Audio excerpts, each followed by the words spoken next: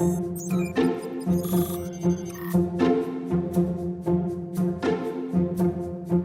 привет! С вами Тимур. И Маша. Тимур, у меня завтра контрольная на тему умножения на двухзначное число, а я ее совсем не понимаю. А знаешь, как легко умножить? Конечно, надо просто взять телефон или калькулятор и посчитать. Это, конечно, очень здорово, но на контрольной тебе никто не даст им воспользоваться. Готова освоить устное умножение? Угу. Назови мне любое двузначное и однозначное число. Давай 85 и 9. Смотри, чтобы умножить двузначное число на однозначное, надо его представить в виде суммы разрядных слагаемых. Это значит 85 надо разложить на 85? Да, а далее надо сначала десятки умножить на это число, затем единицы умножить на число и сложить полученные результаты.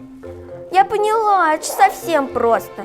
Надо 80 умножить на 9 и 5 умножить на 9, то есть 720 и 45.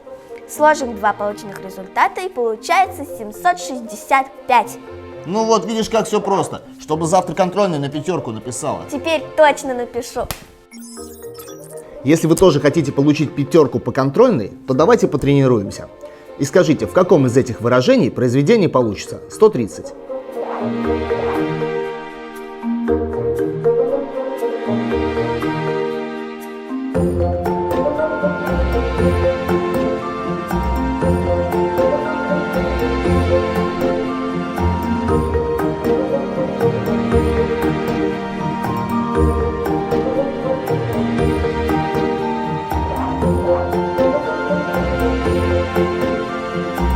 Если вы выбрали выражение 26 умножить на 5, то вы сделали все верно, потому что произведение этих чисел равно 130. Не забывайте, что считать в уме это очень полезно. А я вам говорю до новых встреч, увидимся, ребята.